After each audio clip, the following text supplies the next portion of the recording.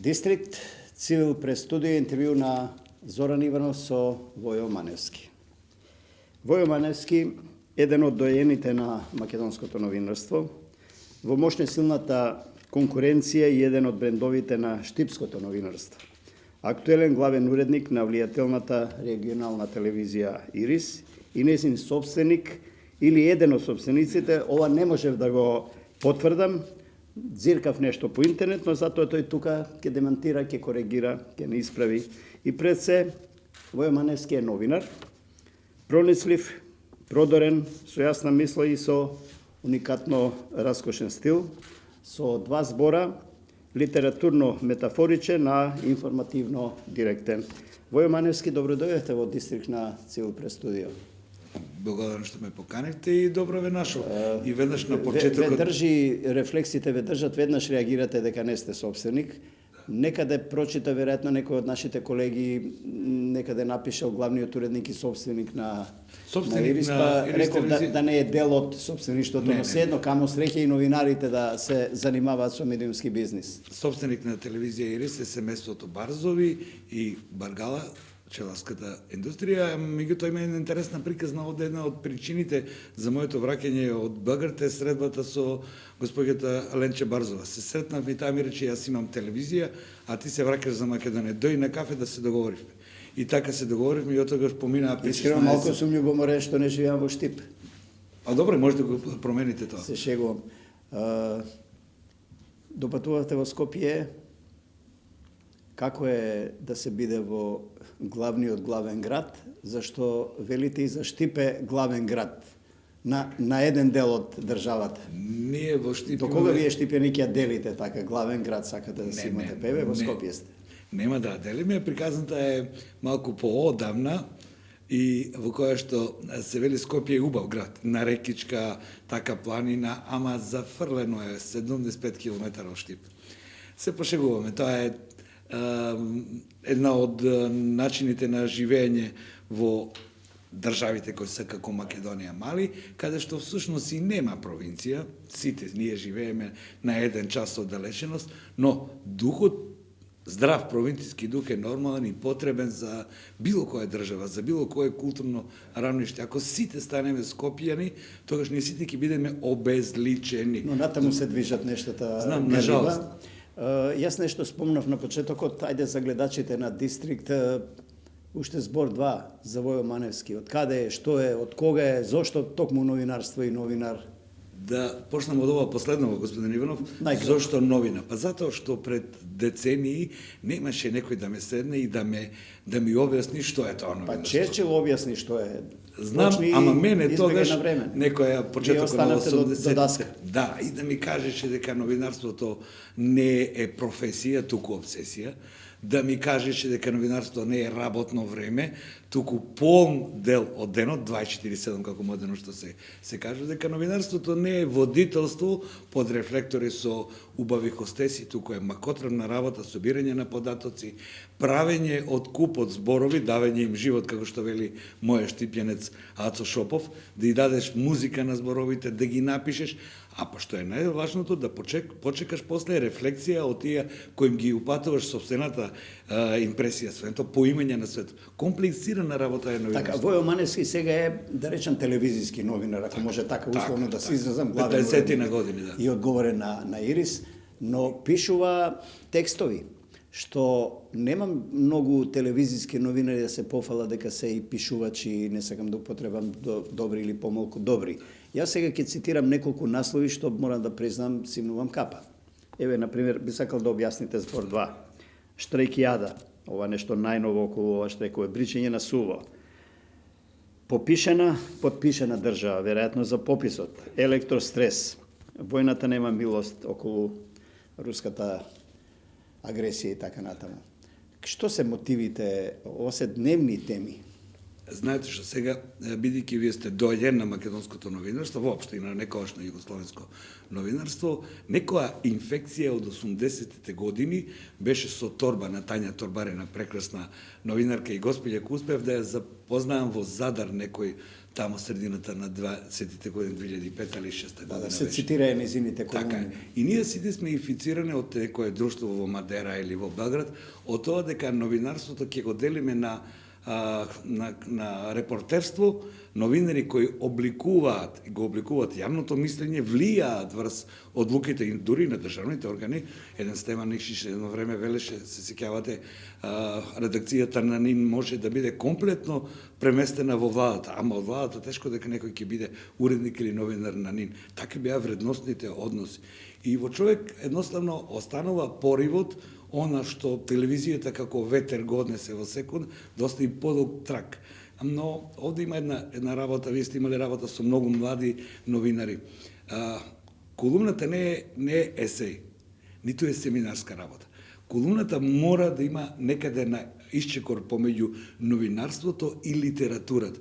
Зошто ако нема во неа сарказам, ако нема нешто што ќе го натера метафори, зошто еден обичен мој сограѓанин во Штип сега на електронско би читал, ако не препознае некој неголив, не се насмее или нешто му стане близко, а тоа само може литературно да се направи. Затоа, како што реков, немаше кој да ми каже дека од новинарство следната патека е литература. Ете, ја спомнате легендарната торбарина и сија сети македонски и југословенски. Сега Војо Маневски е штипјанец и македонец и југословен. Не, Војо Маневски е штипјанец, новоселец и македонец. А тоа што во минатата држава 16 на години поминав по разни редакции по Белград, Нови Сад, телевизија Суботица, е игра на судбината. Или како што велат, има еден многу интересен збор, моите сограѓани турци, знаете, Штип има долга традиција на соживот со турците, велат, сето тоа е кисмет или късмет и чин. Не може да се преведе кај нас дека е судбина, патокас. Теолозите велат дека тоа е таа предестинација, предодреденост. Секој има собствен пат. Затоа кога реков, ако ме вратат назад по некоја временска машина, веројатно повторно исто. Така, јас ќе ве вратам со прашањето Штип денес и Штип во времето на детството на Војо Маневски. Во реченица 2. Така, во реченица 2, најде, се менува. И некои нови луѓе доаѓаат поради универзитетот, поради вработувањето, поради грастењето на градот. Меѓутоа, има една работа која разговаравме, јас и вие, мислам дека не е одамна, а тоа е дека и околината го бруси или го прави човек негов карактер и неговите афинитети. Станувам и одам на училиште, поминувам покрај црква во која што се крстени преку 200 луѓе значени за историјата. Поминуваш и одиш на училиште и до тебе седи она, се сеќавате, на скамија дрвена со дупка за перо и за мастило, за пишување краснопис. И сега веројатно некој... Така е. И onda веднаш седнува некој девојче до тебе, така со плави очи, и наместо гледаш во неговите очи, таа ти вели, знаеш, јас сум внука на бабатана која е учителка на Гоце Делчев. Или до тебе седи внукот на музичарот, како се викаше, заборавам сега. Тоа се се значени... Штип традиција е практично една жива историја македонска. Жива. Посебно овој... И балканска, не само македонска. Ово посовременово Макфест или Пастермалија, зашто е пофан на кој објект или субјект е пофан Војо Маневски? Видите, јас сум сепак рокерска генерација која некако естрадата која денес се покажува или која е дел од некаква понуда на тој пазар на забава, не ми е многу блиска, нити по музичка основа. Јас би слушал джез 2 дена, ама едноставно не можам да слушам такви. Ние во Скопје имаме 2 фестивали, Да сте живи и здрави. па повелете него околу Пастермалиите. Тоа е идеја. Велес ви го зема приматот. Штип прави ли Пастермалијада? Не сум слушно, прави? Да. Пастермалијада има ова... Добро, и сега чива е подобра? А чива е подобро Штип? Не може објективно, без навивање. Без навивање, различити се. Ова се прави од стегнато тесто, малку одстојано, велешката пита, а дека штипската пастермалија се прави од меко тесто. Има една интересна работа, мојот пријател Донски, историчарот, вели, знаете од каде е паста и пастрамалија?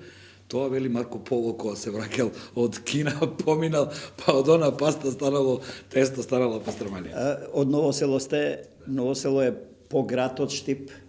Не, Ново село е Ново село, собствен идентитет.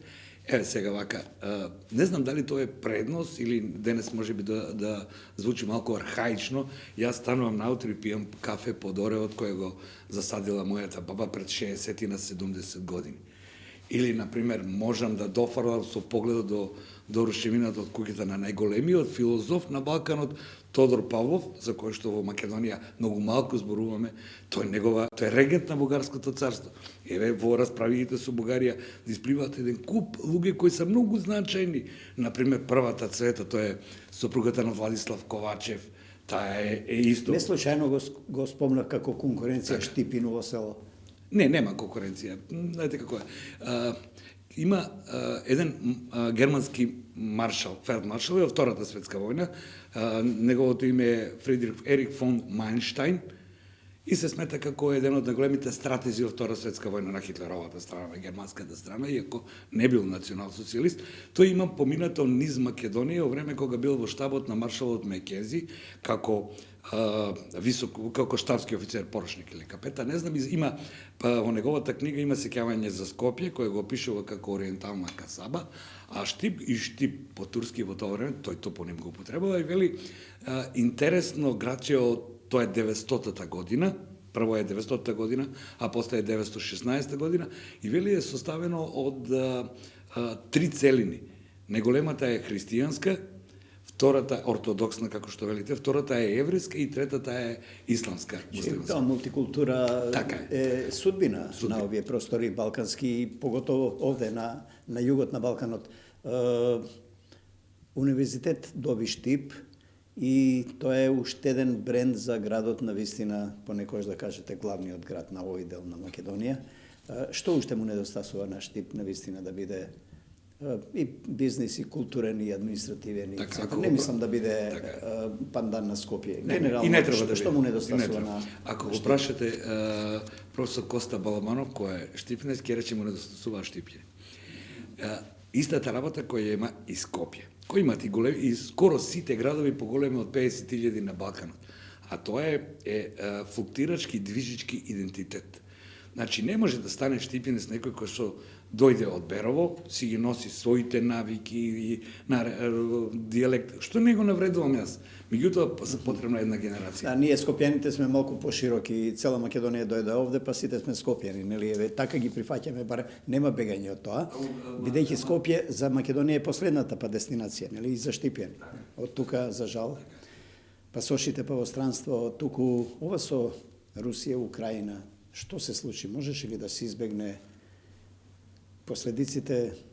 Допрва ќе ги чувствуваме и кој е за Војо Маневски аналитичар од епилогот? Не, он аналитичар дојде кај нас толку... Се едно, што прогнозирате, како... Јас, како човек, на... вака да наречеме од провинција, следејќи медиуми и читајќи разни стратегии направени од Бжезински до денес, направив вака една споредба, некако големите геостратешки промени се менуваат на некои 30 на години. Не случајно зборував за крајот на бела епока околу 900-та година, 932 и 3 веќе доаѓа Хитлер на власт, 960 година станува Берлинскиот зид, 990 година се руши Берлинскиот зид, се руши цела една структура, не рекувавме КЕПС, ако се сеќаваме. И сега кај се движиме? Сега на каде се движиме? Ова е повторно нова геостратешка распределба на моќта на светот. Има 3 излази од оваа криза. Ако победи Русија, постојано ќе имаме нестабилност, бидејќи ќе имаме... Што значи ако победи? Кој е епилогот на така? Која е сликата на Сликата, она што гледаме секојдневно, Русија ќе навлезе некаде до Днестар, ќе остане со војска со години. Со војската ќе остане, а тоа ќе биде во разни џебови, Така, разни џебови, а тоа ќе биде допир со украинската војска која де факто ќе биде НАТО, биде така ќе биде обучена, така ќе биде наоружена и таму ќе имаме постојано преговори, некои детанти, извор на нестабилност. Доколку Украина успее да се одбрани, асијски синдром и африкански веројатно сте го слушнале слушаме разни анализи, меѓу кои и познати руски академици кои зборат дека некаде 95 или 6 година почнуваат со тој концепт на свртување на Русија кон Азија. Посебно после 2010-12, ова не е проект на Путин или на неговото лудило. Наместо Иран, тоа да биде Русија лидерот на азијскиот континент. Така, бидејќи овде е Кина. Но таму е Кина. Така е, така е. Меѓутоа, нивните проценки се дека, добро, прочитав и една анализа од еден санкт-петербургски новинар кој вели ние трпиме напади и рушење од времето кога Петар Велики не навлече на Европа. Па 3 пати европските сили доаѓаат и ја палат. Сака да каже, природно не припаѓа на Европа, така, Русија. Така е. Преголема земја, мало парче само во Европа. Земја, да не зборуваме. И се враќаме во Украина. Што се случува? Војната е несреќа. За моја лична несреќа. Ово го опишувам моите сведочења во организација на тогашен Тањук, вие знаете, некаде на самиот почеток на војната, тогаш беше член на председателството Пурковски, па одевме со него во Крајина. Сето тоа е една злобна атмосфера која нема име. Тоа е длабока несреќа. Замислете, штедиш, земаш кредити, направиш, купиш двособен стан и некој притисне на копче. А поминувавме и овде низ тоа на Балканов, во Босна, Србија, Хрватска, Косово, но има ли некаков излез и кој е причинителот за тоа? Се знае дека е Москва и председателот Путин. Што се случува? Тоа е едната страна, секако е тој, зашто тој нареди 175.000, не знам колку батальони. Помина е граница. Помина граница. Сега. Значи, тоа е де факто акт на агресија. Колку тоа во нивните геостратешки игри на моќ, каде што малите народи страдаат, посебно ако на Прашањето ми е, Војо Маневски, можеше ли тоа да се избегне? Дали можеби Западот па премногу ја притискаше Украина? Кој Запад? Па Америка, да кажеме. Да, Америка, да. Со иритирање, да ги навлече да влезат. Го читаме тоа. Дали однапред Америка знаеше дека ова ќе се случи? Дали можеше да го превенира Вашингтон ова? Дали сакаше? Или дали ова војна некому му требаше? Европа покажа со посетите на Макрон и на други лидери, нели, со Зеленски да се сретнат дури во Берлин, па и од Европската унија и така натаму, но американците не покажаа таков сигнал. Викторија Нуланд не каже така. И потеклото на секретарот на Форен офис на Америка, министер за надворешни работи му е украинско. Прашањето ми е дали ова војна меѓу Америка и Русија со два збора, генерално. Генерално посебно, да. НАТО и Европска унија. Како ќе сопреш 2000 тенкови, кога ќе тргнат во една равница како Украина која бил знае, ако од другата страна немаш джевелин или ако немаш техника која може да ги сопри. А нив ги произведува... Тоа значи војната ќе трае долго и полека ќе ги ништати тенковите, но ќе биде тоа долг процес, веројатно. Тоа е вкупна промена и на војната технологија. Не предвидувате дека брзо ќе заврши, ќе седнат на зелена маса? Колку ќе имат пари? Веројатно ќе трае немалку до средината на оваа година. Јас сум оптимист дека не може да трае тоа со години како што велат, затоа што војната ќе мора некаде да се вкопа Русија со оружјето. Некаде ќе мора, ќе потроши пари, ќе ги потроши и после пандемијата, убаво е кога во Македонија се направат дебати и за економијата. Запад штампаше пари, ова може да го прочитате и во Пол Круман го нарекува Нобеловецот, го објаснува, дека се штампаат толку многу пари кои за помош во пандемијата, ама кои мора да имат реална подкрепа. Ако сега на овој додеш милиарди евра кои ќе отидат во војна, утре кој треба да ја реновира, да ја реконструира, да ја обнови Украина? Така, тоа упатува дека долго ќе ова Украина никогаш нема да биде тоа што била пред агресијата. Ни една држава, која држава која помине агресија е истата. Некој босански модел може би или нешто слично. Па замрзнат проблем, сакаш да кажеш, босански, косовски, кипарски. Па и во подолба етничка, во таа смисла исто. Тоа е веќе автономија и управување и така натаму. Тоа е веќе една друга работа. Тоа што и балканските држави, само балканските држави са мали, а како што вели академикот Филиповиќ во Босна, барем се сеќавате, дека вели балканските народи имаат проблем со големи идеи, а од големи идеи боли глава. Но на некој начин веќе не функционира ни Совет за безбедност на Уединетите нации. Имаме ли ние таква меѓународна организација? Со Москва нема таму согласност за ни едно прашање сега и ни една друга тема. Светот е, значи, соочен со едно, како да речем, беззаконие некако. Се Нели сеќавате генерално? на министерот, пред тоа началникот на Генерал-штабот на Сдружениот штаб на американските сили Колин Павел, кога ги носеше оние плановите пред Советот за безбедност за хемиското оружје во Ирак. Авторитетот на Обединетите нации и моќта на низините органи, како авторитетни органи, меѓународни органи, основа на меѓународното право почна. Преку цени, инфлација и доглад ке страдаат обичните луѓе во светот воопшто. Ние го чувствуваме тука. Те зетини нема или цени нема, месото јагнешко, не знам, 500 денари станало и така натаму за празникот. Ова околу лажните вести, пропагандите, апропо оваа војна во Украина и руската агресија. Има центри на кои лиферуваат. Можете ли тоа да го опишете врз основа на вашите искуства и сознанија? Што значи кампања таква информативна во вакви услови? Колку е да не биде реторички, јас да ве прашам, не може за да се субституира немоќта на оружјето, на класичната војна технологија. Денес свет е светот на влијание. Тие центри кои се неформални центри на моќ, кои се контролирани па од други центри. Да не влеземе сега во теорија на заговор, но тие постојат. Дали некој се сеќава за бомбардирањето на соседна тогашна Југославија, кога еден глумец беше пропагандист на НАТО?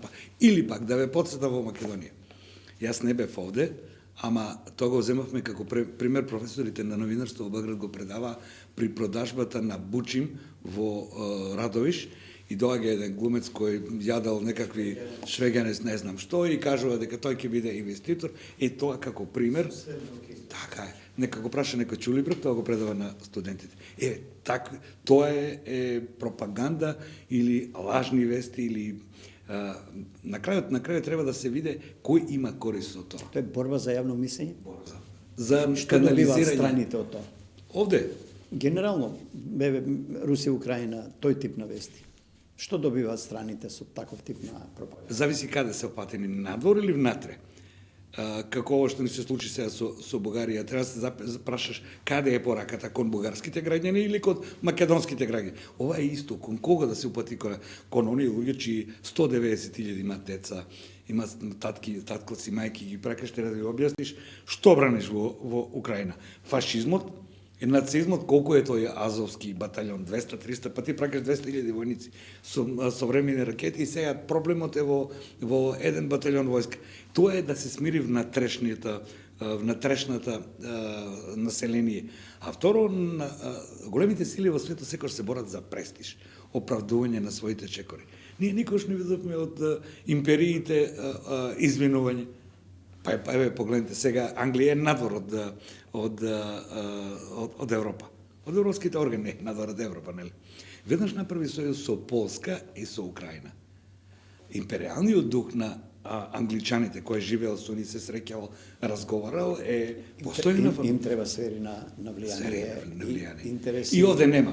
Ајде дома на овој терен наш нешто за честие прашањата, некогаш во шега, некогаш сериозно. Војо Маневски ќе не биде ли? Нас не може да не биде. Знаете зашо?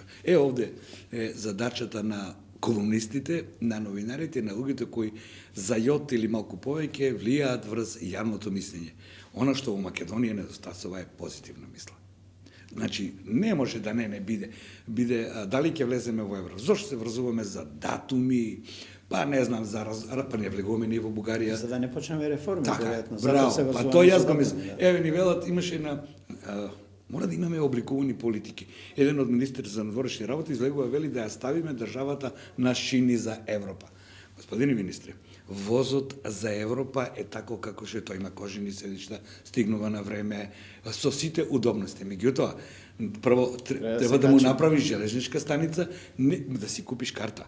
Не можеш да влезеш, а со бовча и она картонската кутија, па седнуваш каде што ти мислиш, не точно каде што имаш карта, бројче на седиште, и не можеш да се распакуваш и вадиш печена кокошка од дома сланина, кромит и ти патуваш. Тоа е наша работа. Ова го така метафорички го кажу. Не ни треба здраво сусто на Холандија, на Белгија, на Франција. Нам ни треба луѓе. Реформи во економијата, исчекорот од нискотрудови интензивни индустрии, бидејќи веќе немаме работници, во поскапо платени, подобро конципирани работни места, намалување на сивата економија кој може да и донесе сега единствен извор може да биде за буџетот, со тоа што ќе се оданочи оноа што не прави неравноправни. Од друга страна имаме 207.000, како што слушна професорот Давидковски, на оваков или наков начин земаат плата од буџетот. Тоа се 534 милиона државна и јавна администрација. Така е, ама погледнете ги другите делови од буџетот. 1.100.000 и нешто е за пензионскиот фонд, така? Другите трансфери, погледнете ги, тоа е држава која буквално прави црта, предвидува 4 милиарди буџет, ама погледнете го како се полни, како треба да сме. Сета тоа, знаете што е убавината, зашто велам ке не биде? Често имам контакти со колегата Хаджифезович во Сараево, моите некогашни колеги кои не се во пензија, во Белград, во Нови Сад. Намалена е дискусијата кај нив, дебатата. Ние после еден број на години, кај нас денес се здраво дебатира. Вие вчера бевте со некој кој претендира да биде политички лидер, па ги поставувате тезите, ова случајно го гледав, ама не значи дека претходно не гледав лице во лице или некои други емисии во македонскиот етер. Има дебата. А кога има дебата, знаете, по Хегеловиот закон на спротивностите, мора да се разреши нешто. Вие сме живи битија и министри, мораме да имаме одговор. Во тој контекст ми дават идеја и за следново прашање. Уставот како тема почнува да се тркала дури и во врвовите на некои политички партии, значи до таму стаса. Тоа брзо ќе случи или кога се нема што да се понуди, па се отвара уставот како тема. Ни треба ли промени во уставот? Каква е нашава конституција? Што пречи на државата, на етничките заедници, на граѓаните? Или нема никаква уставна пречка? Проблемот е ова што вие го говоревте дека ние не треба да се качиме да брзаме на возот неподготвени, туку да си ја сработиме домашната. Да си ја сработиме домашната работа. Тоа е, гледайте сега, Македонија, скоро сите балкански, да се зборуваме за нас. Кога едно општество се гради, тоа се гради на правда, на надеж, на мит, на верба во иднина. Меѓутоа, кога во нотките негови му ги ставиш неправдата, сите граѓани се незадоволни. Приватизацијата, земањето сите, давањето на еден, и прави чувство на граѓаните дека некој ги обесправил. Цела една генерација си отиде. Па и моја, вашата генерација, знаете, или како што велиме ние новинарите, денес седиш со најмокниот човек во градот, а утре или за неколку дена бркаш по джебовите дали ќе си пратиш кирија. Тоа е таа дискрапанција во општеството. Градење на неправда или на чувство дека некој сегмент од општеството е обесправен. Помнете, до кога имавме стечајци? Ова, за да се качиме на возот на Европа или сами да изградиме станица и да си испакуваме плячките пред да тргнеме во пропишени кофери. Така е, да, во Луи Витон ние сме се уште за жал или за среќа, не знам. Што се приоритетите? Што ова со Бугарија, како да се реши проблемот? И дури низ призмата на ова последната, јас ќе ја наречам провокација за нас, а повеќе порака за бугарското општество, колку се силни мои. И јас го така тоа доживам. Ме интересира на Војо Маневски судот околу тоа со Бугарија има ли шанси да се реши? Гајде, ќе се обидам како штитенец. Зашто колку ние и да направиме и нови куфери, тешко дека ќе. Но работата е на конципирање на дипломатија и на дворешна политика во Македонија. Имам разговарано на интервју со сите министри за надворешни работи од 2000 година од кога се вратив. Секогаш избегнуваат да кажат дека постои изграден концепт. И се нашите цели са надворешни цели са Европа, НАТО, интеграциите, но методологија, патот по тоа, препреките како ќе ги надменуваме, сериозни држави ги градат. Ние не знаеме или не сакаме? Па имаме, за дипломатија. Имаме за дипломатите, знаеме, имаме дипломати, меѓутоа тоа треба да го направат дипломати, а не да го направат политичари кои низ партиските врхушки доаѓаат до места кои едноставно не го знаат. И сега низ таа призма, низ таа наша способност, односно неспособност, што е ова со Бугарија? Има ли шанси конечно да се крене рампата? Ја поставам едно друго прашање. Ние за Бугарија ќе одиме или сакаме во Европа? преговорите на Јас сам ми Европа. одговорот. Ние треба овде се враќаме на претходното, да си сработиме работата. Работите- Европа ќе не побара сама, нели? Така, во контекст на малите народи мора да се држат до меѓународното право. Зашто единствена заштита е. Големите може да го кршат, го кршили ќе го кршат. За Меѓутоа, малите не важи. Малите, ние мораме да се држиме до институциите на Европа. Бриселски бирократски институции, ама кои се други? Копенхашки критериуми, документите кои тие ги донесуваат. И тие одговараат пред својата јавност. Не се тие политичари паднати, некако некој ги ставил таму. И тие одат на избори, знаете. Меѓутоа, со Бугарија ова е балканска работа. Еве, да ви кажам, вака, колумнистички, една моја школска другарка вели, Воје, што се случува ова со батковане во Битола? И абе, ова несериозно ми изгледа ова бугарска делегација. Ова што била? Јотова подпредседателта на државата. Колешка бивша ваша. Така е, знам. А знаете ли што е незиниот коментар? Абе, ова ми изгледа несериозно, ова како нагодеш да се спремила со ова Да, но на такви високи функции, на таква држава, членка на Европска унија, на НАТО, да дојдат и да прават таква парада, малку не доликува, не ли им е на самите нив непријатно? Можам да набројам сега, вие повеќе може да набројате десетина личности кои се формат на политичари, па дури и од времето на Тодор Живко, еден Коларов. Да не зборувам за мојот штипјенец Тодор Павлов, кој е председател на академија, председател на президиумот, еден од најмокните луѓе, човек кој ги дал коските на Гоце. Познато е оно неговото писмо, кое што вели за македонскиот народ. Човек во Ново Село роден. Себор. Сега, она што бугарите од нас го барат, ние не може да го дадеме. А она што ние очекуваме дека ќе го направат, тие не може да го направат. Не може сега бугарската јавност... Ние да сакаме, тоа не може да се не може, даде. тоа е неможно. Малку знае нашата јавност, например, ајде сега што ќе кажеме на бугарите? Ајде земите, повторно препишите Одисејата и Илјадата или да речеме Фауст на Гете, затоа што еден Штипјанец Балабанов ги препрел, ги превел. Како? Или ќе кажеш единствена материалистичка теорија, филозофска теорија, го споменува Сартар тоа 65-та година кога ја одбива. Да. Така е.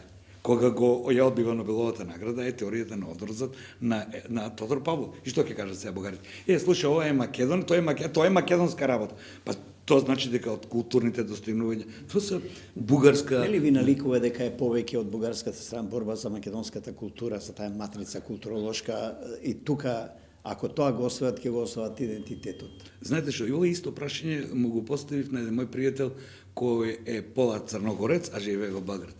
Што е спорот со Црна Гора? Или знаеш што да го кажа? Ако кажеме дека негоше црногорец, зошто тогаш, што ни тогаш треба неговите дела? Горски венец, што ни треба? А ако кажеме дека е србин, тогаш како ќе биде продолжите? До кога така племенски по Балкани, веројатно и во светот, тука и таму. Знаете за мразата меѓу ирците и енглезите, па во исти капични седат. Само што таму по верска линија повеќе може. Секогаш се бара идентитет и спротивност. Тоа веројатно е во човечката природа. Со бугарите основата е она што го слушнавме овде. За жал брзо ни изминува темата. Пред крај да ве прашам, Војо Маневски, за вашиот земјак, апропо на крај што го зборувавме за Македонија, Бугарија и за настаните во Битола. Вашиот земјак Михајлов Ванчо, шо лик бил? Кој го право сега? Јас ви кажав дека остарен сум веќе во едно милје меѓу таа клисура. Таму многу се зборува, например, за Тодор Александров, инаку Тодор Александров е Тодор Попорушев, а Ванчо Михајлов е Ванчо заборе Постолов, имаше уште едно презиме.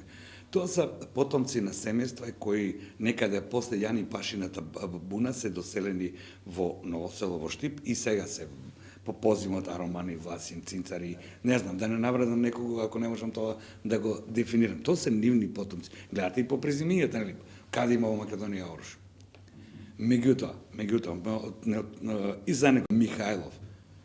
Барајте по имињата употребувани од Македонската православна црква во Македонија, архаични имиња, никаде не може да сретнете. Ни Александар, ни Михаил. Имате ни Колјо и така натаму. Тоа е и познато на научниците. Но Ванчо Михайлов не се зборувало за него. Дури и најголемата приказна во Новосела вистина. Зошто? Поради врските со фашизмот или со Хитлер, можеби од врските со смртта. Знаете, Терорист Нанчо класичен, Митлар, да. така, има новосилци негови, прочитайте ги мемуарите на Кикиритков, која вели... Балкански Бин Ладен на времето, може така да се каже. Така е, отприлика. Но има една друга работа. Знаете, и несреќата на неговото семејство, не знае македонската јавност.